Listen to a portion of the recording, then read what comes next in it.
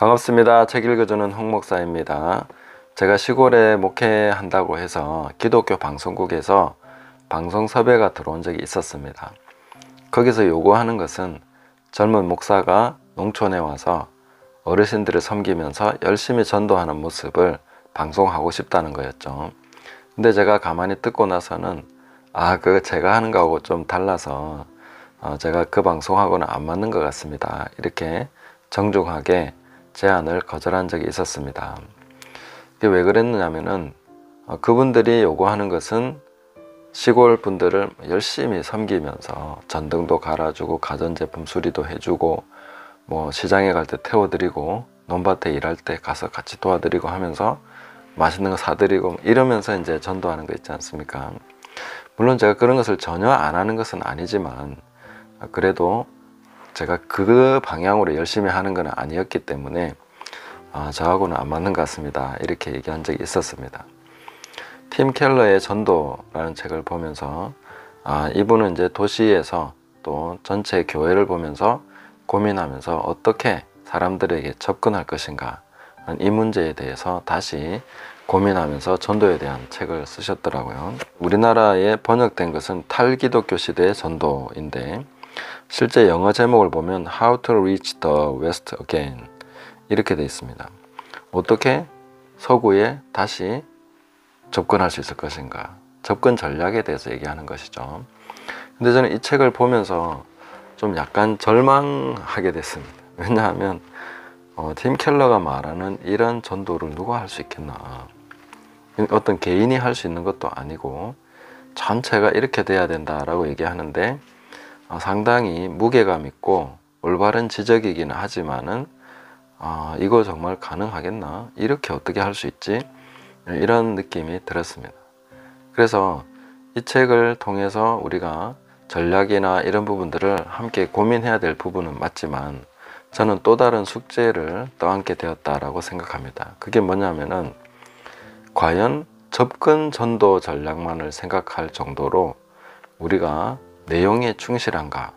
이 부분에 대해서 저는 30년 동안 계속 고민해 왔기 때문에 참 쉽지 않다라고 생각합니다. 접근도 쉽지 않지만 본질의 회복, 교회가 교회다워지는 것, 이 부분이 더 중요하고 또 쉽지 않은 과제가 아닌가 이런 생각을 합니다. 저도 시골에 오기 전에 도시 목회를 하면서 제가 담임은 아니었지만 부교역자로서 오랜 시간 동안 함께 섬겨왔습니다. 거기서 전도 집회를 하고 또 전도 계획을 세워서 각 사람들이 전도해오고 새가족반을 만들어서 정착 계획을 세우고 그 정착 프로그램을 돌리고 이런 식으로 계속 해왔는데, 그리고 전도 집회를 열심히 1년에 2번씩 또 계속 계획을 세우고 그것을 위해서 몇 달 동안 고생하면서 했는데 뭐 사람들을 끌어다가 앉혀 놓을 수는 있었을지 몰라도 교회가 그 사람들을 과연 다 수용해낼 수 있겠나. 함께 교제하면서 오히려 상처받고 교회를 떠나는 사람들이 정착하는 사람보다 더 많은 그런 현실들도 보게 됐던 것이죠. 그러니까 이런 상황 속에서 전도를 이래 해야 되나 고민들을 하지 않을 수 없었고, 제가 시골에 와서 늘 생각했던 것은 주님의 지상 명령을 어떻게 성취할 것인가, 어떻게 우리가 순종해 나갈 것인가, 그런 것을 생각해 왔는데 주님이 말씀하신 것은 내가 너희에게 분부한 모든 것을 가르쳐서 지키게 하라는 것이었습니다. 그래서 우리가 가르쳐 지키게 하는 그 내용, 우리가 담보해야만 하는, 복음을 담보해야 되는 그 내용을 가지지 못할 때 접근이라는 것이 얼마나 무의미한가 하는 것도 생각할 부분이라는 거죠. 포장이 너무 아름답고 좋아서 정말 그럴듯하고 마음에 들어서 포장을 개봉했는데 내용이 없으면 그야말로 엄청난 실망 아니겠습니까? 정말 아름답게 전도하고 접근해서 제대로 복음을 전하고 했는데 막상 교회에 와서 보니 그 내용이 없다 그러면은 사람들이 오히려 더 크게 실망하지 않겠습니까? 그렇게 해서 떠나간 사람도 굉장히 많다고 저는 생각을 합니다. 그럼에도 불구하고 팀 켈러의 통찰은 우리에게 굉장히 많은 것을 시사해주고 배울 점들이 많다고 생각을 합니다. 왜냐하면 우리를 둘러싸고 있는 지금 현재 환경, 영적인 사상, 문화 이런 모든 환경들에 대해서 팀 켈러만큼 많이 고민하고 잘 분석하고 또 해법을 제시해주는 그런 사람도 드물다고 생각합니다. 오늘날 굉장히 중요한 가르침들을 주는 사람 중에 한 사람이라고 볼 수 있죠. 여기서 제일 첫 번째로 탈기독교 시대에 왜 복음 전도가 어려운가 하는 것을 지적한 부분에서 팀 켈러는 역사상 처음으로 신성한 질서를 거부하는 시대에 우리가 살고 있다. 우리가 살고 있는 환경이 그렇다는 거죠. 기존에 수천 년 동안 내려왔던 그런 신성한 질서라는 어떤 통념이라는 것, 상식이라는 것, 사람들의 저변에 깔린 신뢰, 어떤 신성한 질서라는 것이 있었는데 그것이 이제 무너져 버렸다. 그것이 상실되어 버린 시대다 하는 거죠. 이것은 그동안의 복음 전도를 질서에 기반해서 이거는 기본 전제로 놔두고 전도했던 그런 입장에서 본다면은 굉장히 정말 낙담할 만한 그런 이야기죠. 한 20-30년 전에 우리나라를 강타했던 미국의 두 교회가 있죠. 그 교회가 하나는 새들백 교회, 하나는 윌로우 크릭 교회죠. 그 새들백 교회 릭 워렌 목사님은 교회를 개척할 때 편지를 썼다고 하죠. 막 써서 이제 정말 새로운 교회를 하려고 한다. 자기가 생각하는 그 교회의 모습이나 이런 것들을 구체적으로 적어서 편지를 보냈습니다. 무작위로 보낸 거죠. 근데 그 중에 그것을 보고 응답하는 사람들은 그 시간에, 예배 시간에 교회를 와서 모였던 것이죠. 처음 시작할 때부터 몇백 명이 왔던 걸로 제가 기억을 하는데 기본 전제가 있었다는 거죠. 이런 교회가 생겨? 나 한번 가봐야지 하는 생각이 있었는데 지금은 아예 그런 전제 자체가 없어져 버렸다. 그래서 기본으로 깔고 할 수 있는 게 없다는 거죠.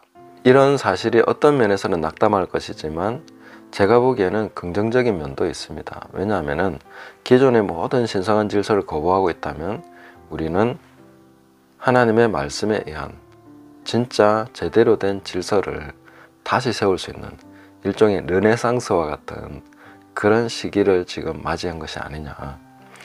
교회 안에서 신성시되고 있었던 그 성역이라고 하는 그런 것들이 깨지고 있다면 오히려 하나님 말씀 안에서 자유롭게 에클레시아의 모습을 되찾아갈 수 있는 그런 시대. 그래서 우리가 요즘 보면은 카페 교회도 생기고 뭐 교회 모습도 다양하게 생기지 않습니까? 목회자의 또 이중직을 허락한다 뭐 이런 것까지 결의가 되는데 사실은 초대 교회는 목회자의 이중직을 생각할 만한 그런 오히려 전문 사역자 자체가 없었죠. 그 정도로 우리가 많이 좀 옆으로 나와 있는데 신성한 질서를 거부한다면 이제 오히려 말씀 안에서 자유롭게 그런 새로운 틀을 구상하면서 에클레시아를 구성해 갈 수 있는 그런 장점도 또 좋은 점도 우리가 맞이하고 있는 거 아니냐 이렇게 볼 수 있다는 거죠. 자, 팀 켈러는 복음을 전도하기 위해서 접근 방법을 6가지로 얘기해 주고 있습니다. 첫 번째는 복음으로 현대 문화를 분석해서 기독교 우위의 문화 비판을 해줘야 된다.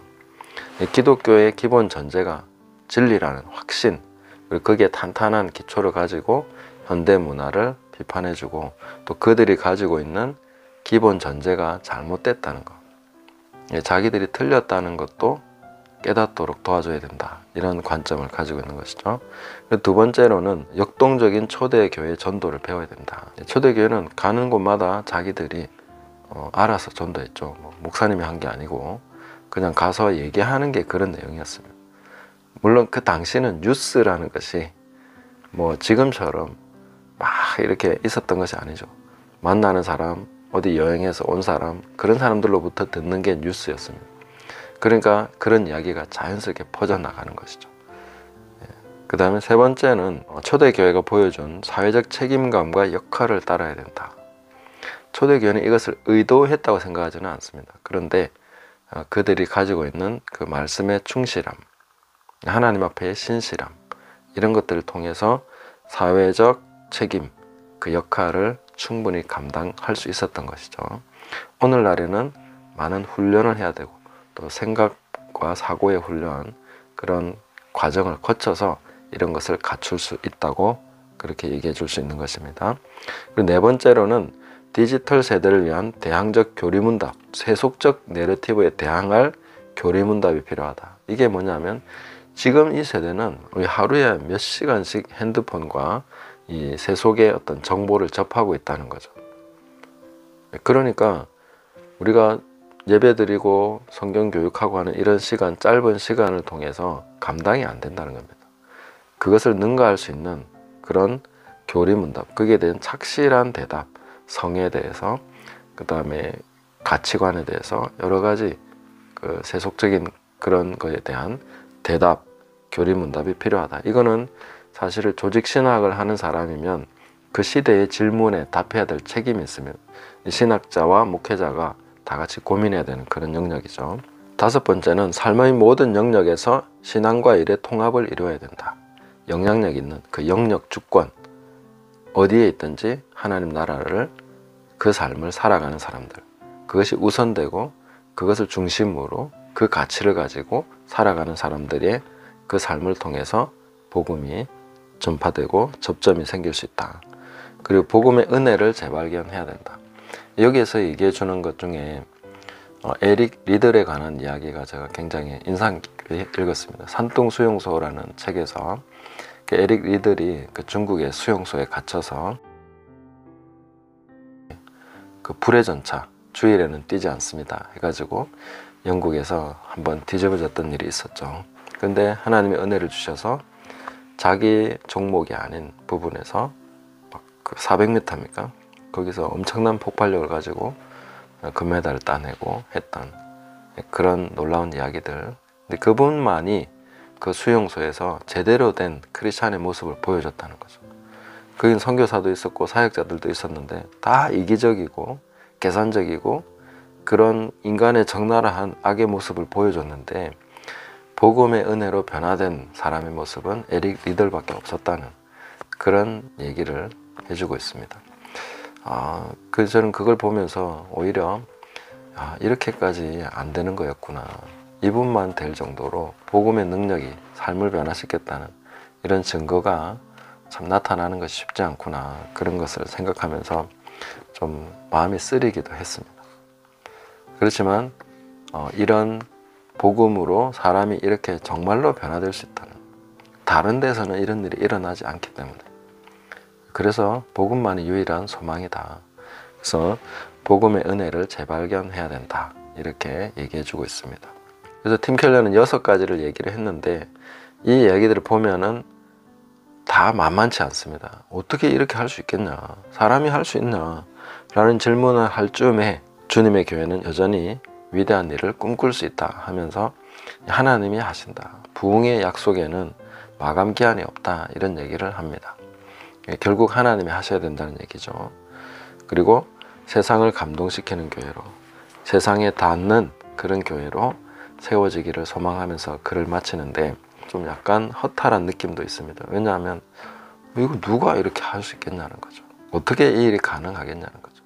하나님이 하신다 하고 끝마치기에는 우리의 방향이 너무 모호한 거 아니냐. 이렇게 열심히 6가지 접점을 가지고 세상에 닿는 전략을 가지고 노력했을 때 어떤 결과가 있겠느냐. 과연 다시 부흥이 일어나고 하나님의 교회가 힘있게 왕성하게 그 말씀이 전파되는 그런 것들을 볼 수 있겠냐 했을 때에 답이 명확하지 않은 것이죠. 그렇다고 해서 팀 켈러가 틀렸다 그런 얘기가 아니라 이런 한 부분을 놓고 진지하게 고민하고 이렇게 나가는 것은 정말로 필요한 것이고 우리도 배워야 되고 이렇게 해야 되는 일입니다. 근데 앞서서 말씀드린 것처럼 교회가 복음을 담보하지 못한다면, 그 내용을 갖추지 못한다면 접근 전략이 무슨 소용이 있겠나 하는 거죠. 그래서 우리가 고민하면서 과연 교회는 무엇인가, 그리고 복음은 어떤 것이고 우리는 복음에 의해서 어떤 삶을 살아가는 것이 맞는가, 그런 것들을 찾아가야 되는 것이죠. 그런 실험을 계속하는 것이 제가 농촌에 있으면서 마을이다, 뭐 비즈니스다 하면서 해나가는 그런 일들의 중심에 있습니다. 우리는 어떻게 주님이 분부하신 모든 것을 가르칠 수 있을 것인가? 가르칠 뿐만 아니라 그것을 지키게 할 수 있을 것인가? 지키게 할 수 있을 뿐만 아니라 먼저 우리가 그것을 지키는 것이 뭐냐? 어떻게 그렇게 살 수 있는 것이냐? 주님의 가르침을 먼저 배우고 지키고 실천하는 사람으로서의 삶이 뭐냐 하는 그 고민부터 시작해서 땅끝까지 복음을 전하는 세계 선교의 길로 나간다는 것이죠. 이것은 사실 허황된 전략이 아니라 저는 가장 빠른 전략이라고 생각합니다. 당장의 외적인 접근 전략을 고민할 때가 아니라 오히려 본질적인 내용에 대해서, 본질적인 교회에 대해서, 복음에 대해서, 말씀에 대해서, 주님이 분부하신 모든 것에 대해서 고민하고 깨달아가고 그 삶을 현장에서 구현하고, 그렇게 했을 때에 그런 모델링이 오늘날에 있어서 확장성이라는 것은 순식간에 전 세계적으로 다 퍼져나갈 수 있는 시대를 살아가고 있습니다. 사람들이 빠르게 왕래하는 시대죠. 이때 중요한 것은 무엇입니까? 컨텐츠죠. 마케팅도 중요하지만 컨텐츠가 제대로 되면 마케팅, 파급력이라고 하는 것은 사람들은 다 준비가 되어 있습니다. 이 세상은 지금 갈망하고 있고 제대로 된 뭔가를 나타나기를 기다리고 있습니다. 그렇게 출현하는 것을 기다리고 있는 것이죠. 사람들은 열광할 준비가 되어 있습니다. 사람들은 소비할 준비가 되어 있습니다. 사람들은 그것을 따를 준비가 되어 있습니다. 뭔가 나타나기를 기다리고 있는 것이죠. 그들은 엉망진창으로 마음대로 자기만의 삶을 추구하고 있는 것 같지만 뭔가가 출현하면 거기에 열광하는 걸 볼 수 있습니다. 스포츠에 열광하기도 하고 음악에, 아이돌에 혹은 정치인에 열광하고 있는 모습들을 보지 않습니까? 그들은 열광할 준비가 되어 있습니다. 출현하기만을 기다리고 있는 것이죠. 제대로 된 에클레시아, 올바른 교회, 그리고 정말 주님의 말씀을 분부하신 모든 것을 지키는 그런 교회, 그런 사람들, 그런 사람들의 모임을 열광하기 위해서 준비하고 있죠. 세상은 희어져 추수하게 됐습니다.